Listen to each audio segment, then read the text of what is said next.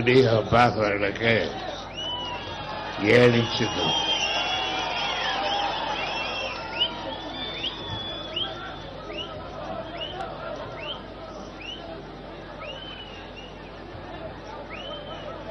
விழுப்புரத்திலே Amir Abbas அவர்கள் முஸ்லீம் லீக்கின் தலைமையில் போட்டியிடுகிறார். முஸ்லீம் லீக் நம்முடைய தோழமை கட்சியிலே ஒன்று. அந்த தோழமை கட்சியின் சின்னம் 7 சின்னம். விக்கிரவாண்டியிலே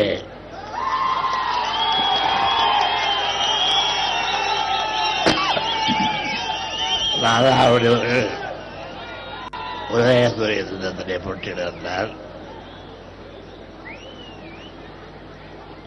உளுந்தூர்பேட்டையில் வசந்தவேல் அவர்கள்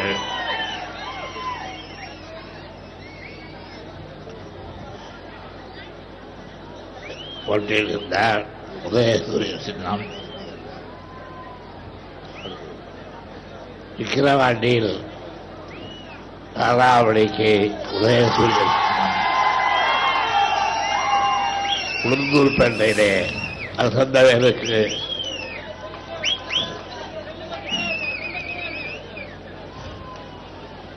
விஸ்வந்தத்தில் வசந்தம் கார்த்திகேயனுக்கு உதயசூரியன் சின்னம்.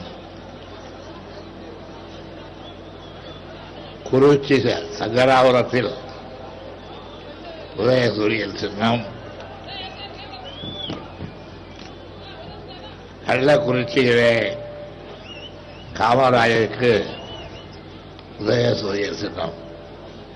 நான் குறிப்பிட்ட வேட்பாளர்களுக்கெல்லாம், கழக வேட்பாளர்களுக்கும் நம்முடைய தோழமை கட்சியுடைய வேட்பாளர்களுக்கும் உதயசூரிய சின்னத்திலும் மற்றும் ஏனி சின்னத்திலும் உங்களுடைய மேலான வாக்குகளை வழங்கி அவர்களை எல்லாம் வெற்றி பெற செய்ய வேண்டும் என்று கேட்டுக் கொள்கின்றேன்.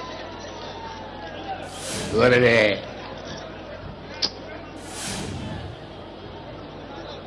மகிழ்ச்சிகரமான செய்தி, தம்பி பொன்முடி அவர்களுக்கு ஏதோ தண்டனை வழங்கப் போகிறார்கள். அவர் மீது குற்றம் சுமத்தப் போகிறார்கள் இதெல்லாம் கேள்விப்பட்டு நான் மிகுந்த வருத்தத்தோடு இருந்தேன். என்னுடைய வருத்தத்தை போக்குகின்ற நிலையில் பொன்முடி குற்றவாளியார் என்று அவர் மீது அரசு தொடுத்த வழக்கையும் திரும்பப் பெற்றிருக்கின்றார்கள். எனவே வெற்றி பெற்ற பொன்முடிக்கு என்னுடைய வாழ்த்துக்களை தெரிவித்துக் கொள்கிறேன்.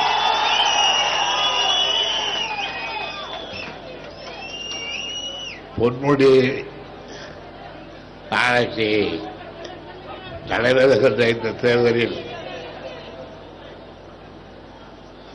நகராட்சி தேர்தலில், கூட்டாட்சி தேர்தலில் நம்முடைய கூட்டணிகளோடு சேர்ந்து வெற்றி பெறுகின்ற வகையிலே இருந்தாலும் இப்பொழுது முதல் வெற்றியாக எனக்கு மகிழ்ச்சிகரமான செய்தியாக கிடைத்தது. பொன்முடி கொடுத்த வழக்கு வாபஸ் பெறப்பட்டது. பொன்முடி வெற்றி பெற்றார் என்று உள்ளத்தை குதூகலிக்க செய்த ஒரு நிகழ்ச்சியாகும். பொன்முடியை போல ஏதாவது பழகின்ற அஞ்சாரஞ்சை கொண்ட சிங்கங்கள் திராவிட முன்னேற்ற கழகத்திலே ஏராளம் உண்டு. அந்த வகையிலே அவருக்கு கிடைத்த வழக்கு வெற்றி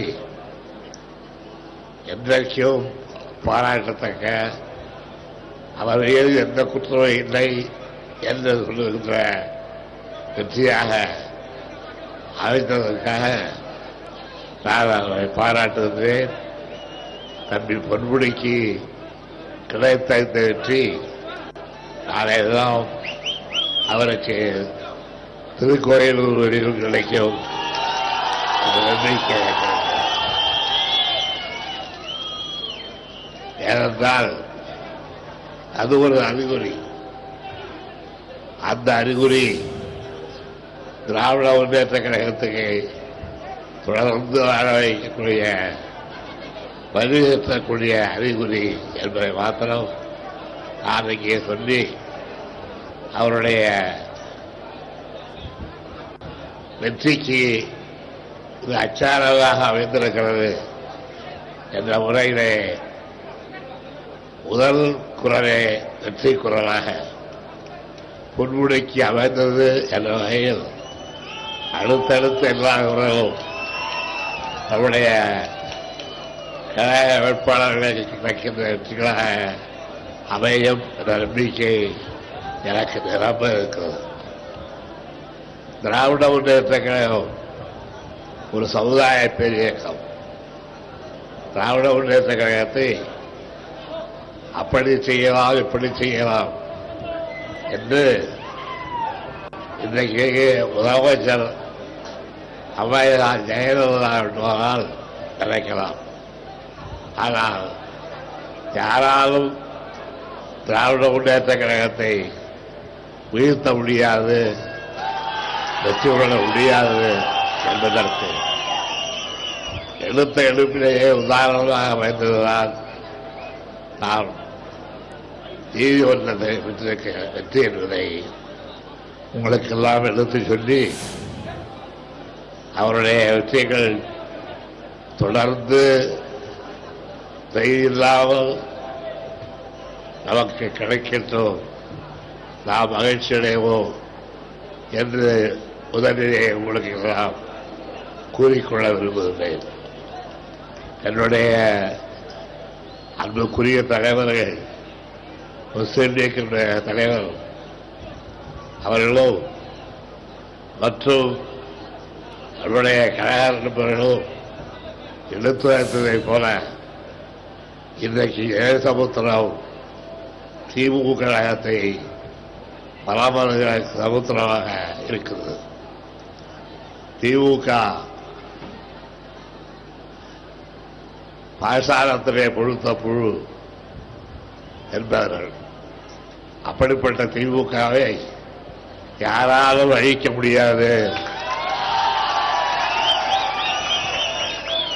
எவராலும் வெல்ல முடியாது.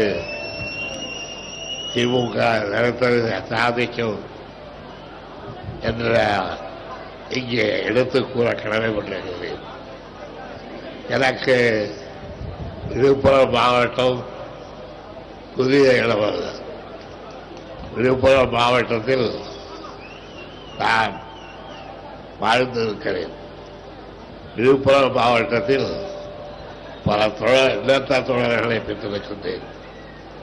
சண்முகையார் விழுப்புரம் மாவட்டத்தினுடைய மிகப்பெரிய மனிதர்.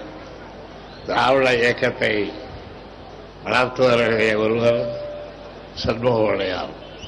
அவர் இன்றைக்கு இல்லை. அவர் இல்லாவிட்டாலும் அவரை போன்றவர்கள் ஆற்றிய பணிதான் திராவிட முன்னேற்ற கழகம் இன்றைக்கு செழித்து ஆழ்ந்து விளங்கி யாரும் திராவிட முன்னேற்ற கழகத்தின் மீது கை வைக்க முடியாது என்ற அளவிற்கு அந்த கழகம் வலிவும் பொலிவும் பெற்றிருக்கின்ற காட்சியை நான் காணுகின்றேன். இதே ஊரில் கழகத்திற்கு ஆதரவு திரட்டுவதற்காக நாங்கள் சிறு வயதிலே நாடகங்களை நடத்தி அந்த நாடகங்கள் மூலமாக பகுத்தறிவு கருத்துக்களை மக்களுக்கு எடுத்து சொல்லி அப்படி சொல்லப்பட்ட கருத்துக்களால் மக்களை ஈர்த்து அதன் வழியிலே இந்த இயக்கத்தை வளர்த்த பொறுப்பு கடமை நீண்ட காலமாக எனக்கு உண்டு. அன்றைக்கு எனக்கு ஏற்பட்ட அந்த பழக்கம்தான் இன்றைக்கு உங்களை எல்லாம் பார்க்கும் பொழுது என்னுடைய சகோதரர்களாக பார்க்கிறேன், அண்ணன் தம்பிகளாக பார்க்கிறேன்.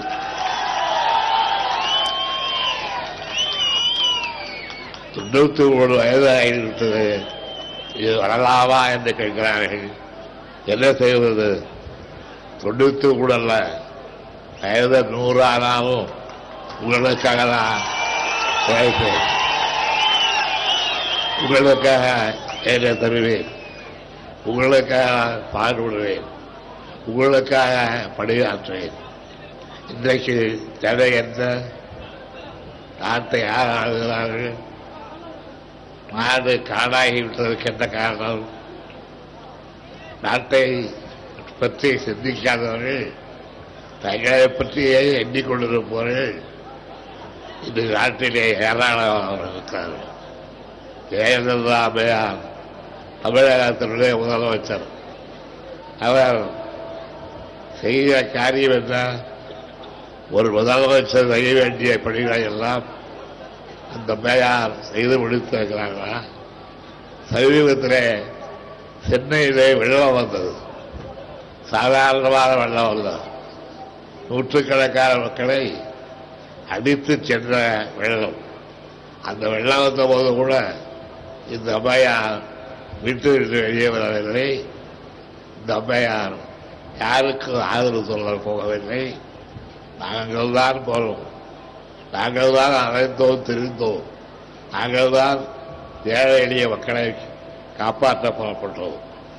இந்த அம்மையார் வீட்டிலே தூங்கிக் கொண்டிருந்தார்கள். தவிர என்றைக்கும் அவரை பற்றியெல்லாம் கவலைப்படுகின்ற ஒரு முதலமைச்சராக அவர் விளங்கவில்லை. ஏன்? என்ன காரணம்? தனக்கு நிகராக தமிழ்நாட்டிலே யாரும் இல்லை, தான் நினைத்ததை சாதிக்க முடியும் என்கின்ற அந்த திமிர்வாதமும் அத்தகைய நெஞ்செழுத்தமும் மனிதனை பற்றி கவலைப்படாத, மனித இருக்கையுமே பெறாத ஒரு மோசமான பக்குவம் வாய்ந்தவர்கள் அம்மையார். அதனால்தான் கடந்த ஓராண்டு காலமாக நடைபெறுகின்ற இந்த ஆட்சியிலே அவர்கள் கொடுத்த உறுதிமொழிகள் எதுவும் நிறைவேற்றப்படவில்லை. அவர்கள் நிறைவேற்றுவதாக சொன்ன எதையும் நிறைவேற்றவில்லை, சாதிக்கவில்லை. அவர்களால் இதற்கு மேலே எதுவும் முடியாது. பாவம், அவர்களை நம்பி பயனில்லை என்ற காரணத்தால் தான் நாங்கள் எங்களையே அர்ப்பணித்து இந்த சமுதாயத்தை காப்பாற்ற, திராவிட சமுதாயத்தை காப்பாற்ற எங்களையே பலி கொடுக்க தயாராகிட்ட காலத்தால் தான் நண்பர்கள் சொன்னார்கள், இந்த 93 வயதில் இந்த அச்சலாக அறையலாமா என்று நண்பர்கள் எல்லாம் கேட்டார்கள். நான் 93 அல்ல, 103 ஆனாலும் மக்களுக்காக பாடுபடுவேன்,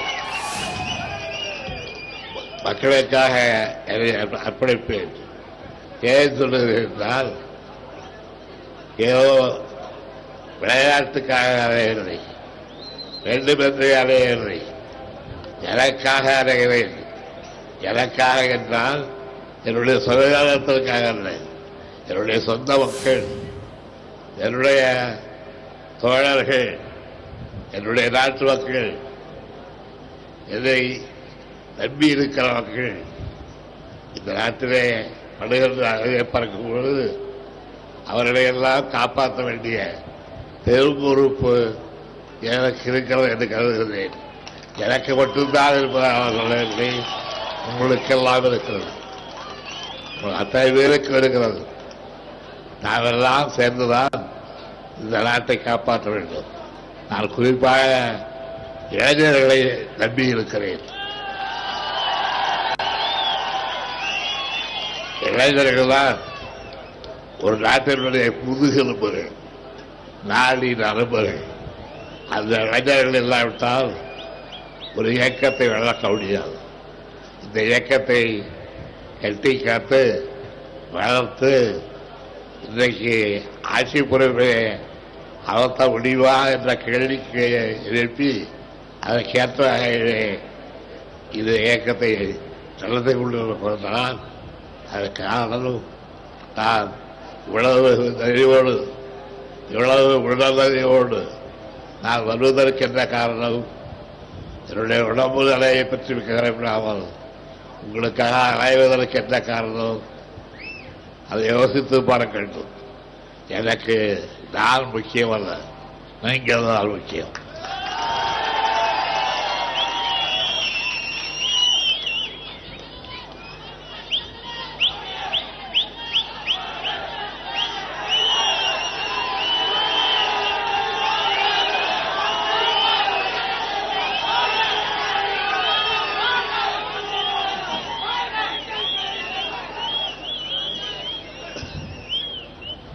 இளைஞர் நினைத்தால் அந்த இளைஞரால் இந்த நாட்டை காப்பாற்ற முடியும் என்ற நம்பிக்கையை எனக்கு உண்டு.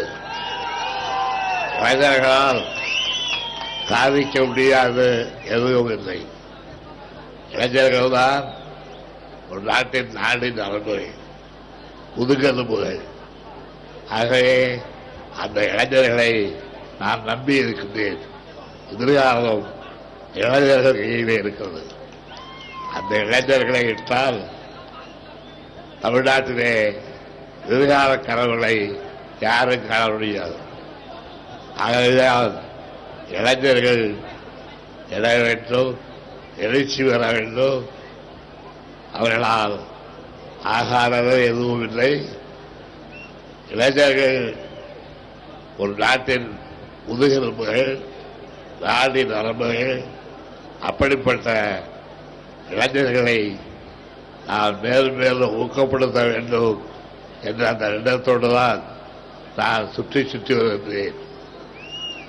இன்னைக்காவது ஒரு நாள் தமிழ்நாட்டை காப்பாற்றக்கூடிய பெரும்பொறுப்பை ஏற்றுக்கொள்வதற்கு இளைஞர்கள் தரமாட்டார்களா, தயாராக இருக்க மாட்டார்களா என்று அந்த இளைஞர்களுக்காக பாடுபடுகின்றவன் தான். உங்களுக்கு சொல்ல விரும்புகின்றேன், நம்முடைய நாட்டில், நம்முடைய தமிழகத்தில் தாய்மார்கள், ஏழை எளியவர்கள், சகோதரிகள் இவர்களெல்லாம் கூட இந்த நாட்டை காப்பாற்றுகின்ற பெரும் பொறுப்பை எங்களை ஈடுபடுத்திக் கொள்ள வேண்டும். தாய்மார்களும் இளைஞர்களும் ஒன்று கூடியால்தான் நாட்டை காப்பாற்ற முடியும். முதலில் நாடு அந்த நாட்டை நாடாவிட்டால் அதுக்கு விளையம் பெருங்கேடு என்பதை மறந்துவிடக்கூடாது. இங்கே பேசியவர்கள் சொன்னார்கள், நாம் நம்முடைய தேர்தல் அறிக்கையிலே பல செய்திகளை சொல்லியிருக்கின்றோம். தேர்தல் அறிக்கை இருப்பது வழக்கமாக ஒவ்வொரு கட்சியும் வெளியிடக்கூடிய ஒரு புத்தகம். அந்த தேர்தல் அறிக்கையில் எதை குறிப்பிடுகிறோம்?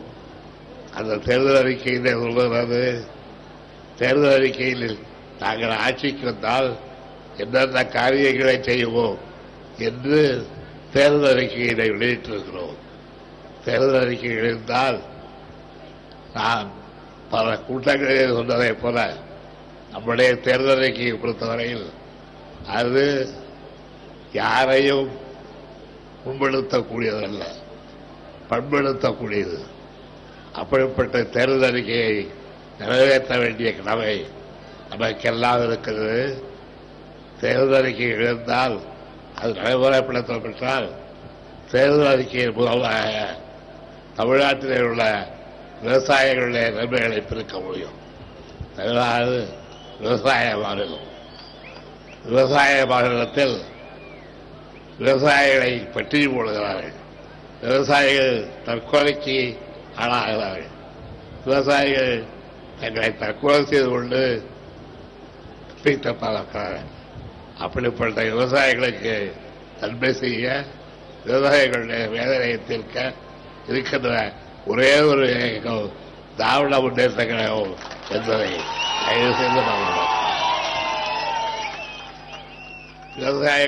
விழுப்புரம் மாவட்டம் நகராட்சி திடலில் தற்போது திமுகவின் பரப்புரை கூட்டத்தில் அக்கட்சியின் தலைவர் கருணாநிதி உரையாற்றி வருகிறார். தன்னுடைய உரையின் போது தனக்கு 93 வயதாகிவிட்டதே, இன்னமும் கூட இவர் அரசியலில் தீவிர அரசியலில் ஈடுபட்டுக் கொண்டிருக்கிறார்களே என்று பலரும் விமர்சனத்தை முன்வைக்கிறார்கள். ஆனால் 93 அல்ல 103 ஆனாலும் கூட மக்கள் பணிக்காக தன்னை அர்ப்பணித்துக் கொண்டிருக்கிறேன் என்று அதற்கெல்லாம் பதில் சொல்வதைப் போல அவர் தற்போது பேசிக் கொண்டிருக்கிறார். அவர் தொடர்ந்து என்னவெல்லாம் பேசப் போகிறார், வேட்பாளர்களை அறிமுகம் செய்து வைத்து வேறு என்னவெல்லாம் சொல்லப் போகிறார் என்பது பற்றியும் மேலும் பல செய்திகளையும் தொடர்ந்து பார்க்கலாம். இணைந்திருங்கள் புதிய தலைமுறையோடு.